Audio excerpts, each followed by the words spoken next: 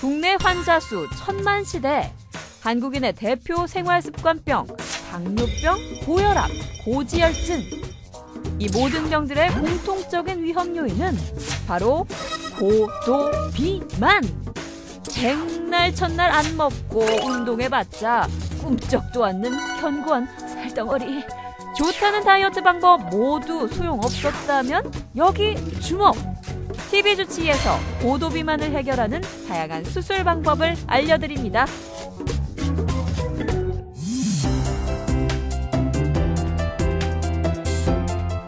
안녕하세요. TV주치 신재원입니다. 네, 안녕하세요. 신미정입니다. 네, 모든 질병이 다 그렇듯이 예방이 중요하잖아요. 그럼요. 이 고도비만도 예방이 중요하지만 혹시 고도비만이 왔다가 하더라도 초기에 발견해서 적극적으로 치료하는 게 굉장히 중요합니다. 네, 맞습니다. 오늘은 고도비만의 외과적인 치료 방법인 고도비만 수술에 대해서 함께 살펴보도록 하겠습니다. 외과 전문의 박윤찬 원장님 자리하셨습니다. 안녕하세요.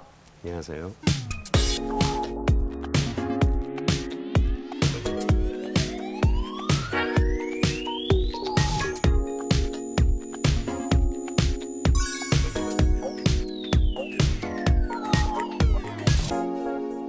이제 궁금증을 좀 하나하나 좀 풀어보겠는데요. 네. 먼저 좀 첫 번째 질문입니다. 그래서 많은 분들이 고도비만, 비만 수술하면 지방 흡입술을 이제 비만 수술 많이 알고 그렇죠. 계세요. 근데 이게 아니죠? 아, 그렇죠. 실제로 이 지방 흡입술이라는 것이 역사가 상당히 오래되기 때문에 대부분 살 빼는 수술 그러면 지방 흡입을 떠올리기 마련입니다. 네. 근데 하지만 지방 흡입은 피하에 있는 지방의 일부를 빼내서 몸매를 좀 더 매끈하게 다듬는 시술이고요. 네. 실제 건강에 직접적으로 영향을 주는 내장 지방은 전혀 손을 댈 수가 없기 때문에 고도비만 수술이라고 할 수는 없습니다. 오, 네, 그렇군요. 그렇군요. 그러면 고도비만을 수술하는 것 어떤 것들이 있나요?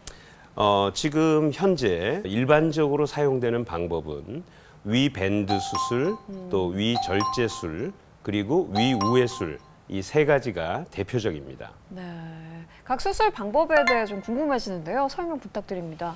네, 먼저 위 밴드 수술부터 말씀을 드리면 위 밴드 수술은 위의 최상부에 의료용 실리콘으로 만들어진 밴드를 장착을 하고요. 네. 이 밴드의 내경을 조절을 할 수가 있습니다.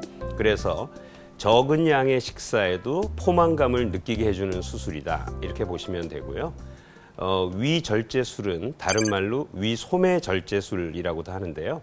위를 일부를 잘라내어서 소매 모양의 가는 관의 형태로 만들어서 식사량을 줄여주는 수술입니다. 네.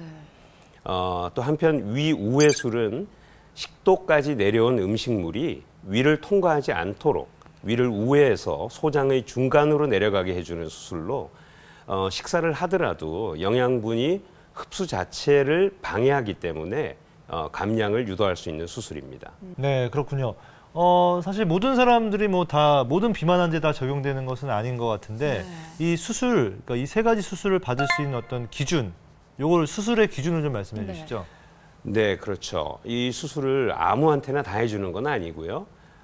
체질량 지수 기준으로 35가 넘는 고도비만인 분들과 또 체질량 지수가 30 이상이면서 당뇨, 고혈압, 고지혈증, 지방간, 수면무호흡증, 또 천식, 생리불순 등 이런 비만 관련 합병증이 하나 이상 있는 경우에만 저희들이 수술을 적극적으로 권장합니다.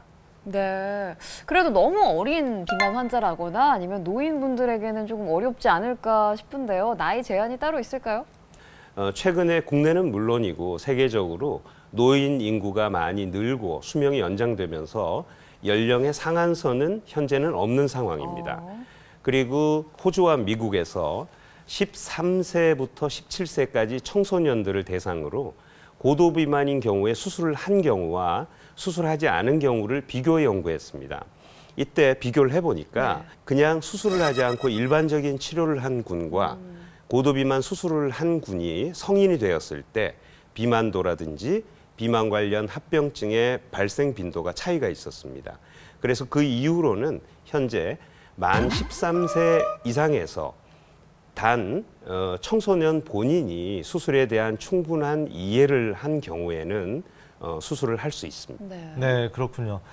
다음 질문으로 좀 넘어가 보겠습니다. 네. 많은 분들이 고도비만 수술이 이 비만을 치료하는 최후의 선택으로 많이 알고 계시거든요. 그렇죠. 근데 이 고도비만 환자들에게는 최후의 선택이 아니라 일단 먼저 고려해봐야 되는 그런 거 아니겠습니까? 네, 그렇습니다. 이게 이제 일반적인 경도 비만과 달리 고도 비만 이상이 되면은 본인의 노력만으로 체중 감량에 성공할 확률이 3% 이하밖에 안 된다고 할 정도로 크게 희박하기 때문에 이 고도 비만 이상에서는 외과적인 수술이 최후의 선택이 아니라 최선의 선택이라고 할 수 있습니다. 저는 그 3%의 성공률이라는 게 되게 의아하거든요. 네. 사실 다이어트 하면 식이와 운동이 정석이다라고 믿어지는데 수술이 최선이라는 데는 이유가 있을까요? 누구에게나 수술이 최선은 아니고요. 네. 고도 비만 이상, 초고도 비만인 분들은 경도 비만이라든지 그냥 과체중인 분들과 지방세포의 성격이라든지 몸의 대사 환경 자체가 이미 다른 상황이기 때문에 네. 일반적인 방법으로는 성공률이 그만큼 낮다는 것입니다. 네, 그렇군요. 보면은 이제 그 비만인 사람에게 네. 너는 의지가 부족해서 뚱뚱한 거야. 뭐 이렇게 얘기하시는 분들이 있더라고요. 이게 굉장히 좀 잘못된 얘기 아니겠습니까? 그렇습니다. 의지만 있으면 모든 걸 다 할 수 있을 것 같지만 실제 우리 몸을 살펴보면요. 우리가 의지로 할 수 있는 게 몇 가지 없습니다. 내장기관이 운동하는 속도, 또 어떤 음식물이 들어왔을 때 어느 정도를 흡수하고 어느 정도는 배설할 것인가. 이건 저희 의지의 문제가 아닙니다. 그렇죠. 이건 의지로 하는 것이 아니라 우리 몸이 알아서 자율적으로 처리하는 겁니다. 그러니까 우리 의지로 할 수 있는 것은 몸의 환경 자체를 다이어트에 유리하게 조금 개선하는 것은 우리의 의지로 할 수 있겠죠. 그러나 체중 자체를 우리 마음대로 조절할 수는 없는 노릇입니다. 네. 근데 이제 최근에 보면은 이제 뭐 유명 연예인이 이제 뭐 이 수술을 받았는데 이제 나중에 이제 사망을 한 그런 사건이 있지 않았습니까? 그래서 많은 분들이 이제 좀 많이 걱정을 하고 계신데 실제로 뭐 수술을 하게 되면 어찌 됐건 뭐 나중에 뭐 장유착이라든지 이런 문제는 뭐 생길 수 있는 거 아니겠습니까? 그렇습니다. 요즘 장유착이 굉장히 이슈가 되고 있는데요.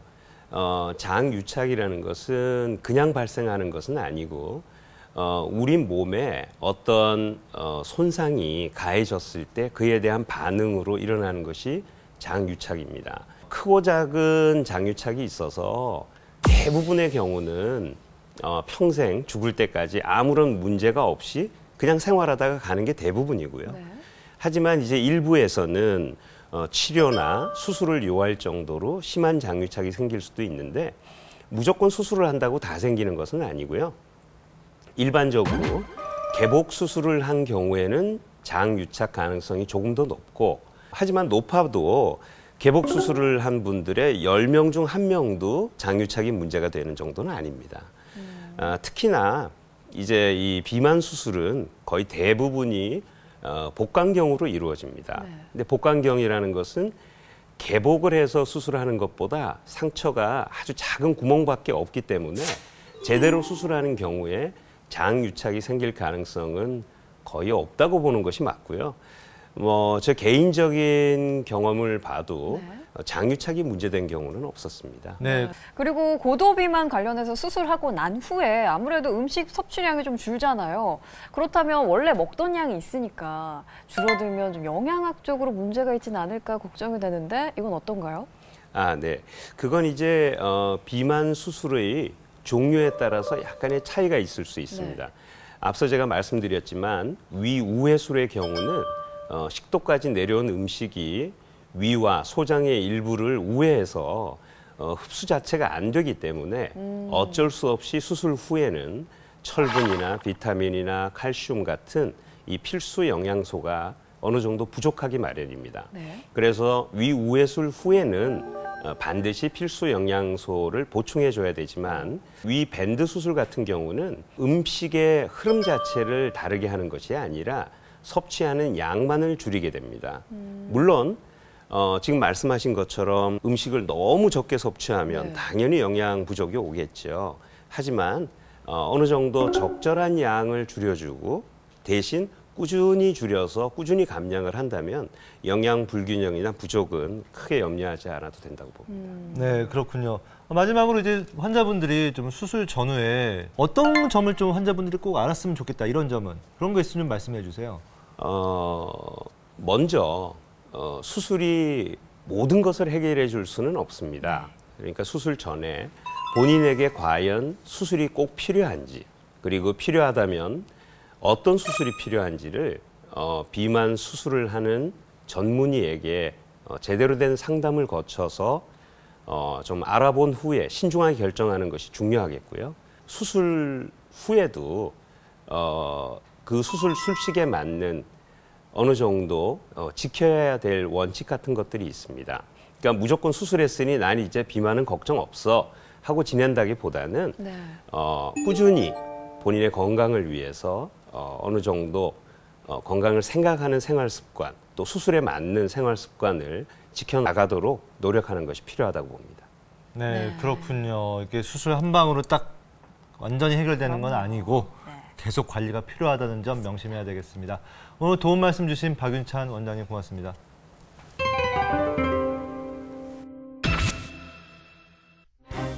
최근 국내에서 시행하는 고도비만 수술 건수는 연간 약 1,000건 이상. 이 중에서도 약 70에서 80%를 차지하는 위밴드 수술법 집중 탐구. 궁금증 하나, 위밴드 수술의 체중 감량 원리는 어떻게 될까? 궁금증 둘, 위밴드 수술의 안전성은 과연 어느 정도? TV주치의가 위밴드 수술에 대한 모든 궁금증을 자세하게 해결해드립니다. 네, 오늘 고도비만에 대한 궁금증 풀어봤지만 여전히 궁금한 것들이 참 많습니다. 내일은 고도비만의 치료에 대해서 조금 더 자세하게 살펴보도록 하겠습니다. 함께 마무리할게요. 네, 생활의 활력. 건강으로 찾으세요.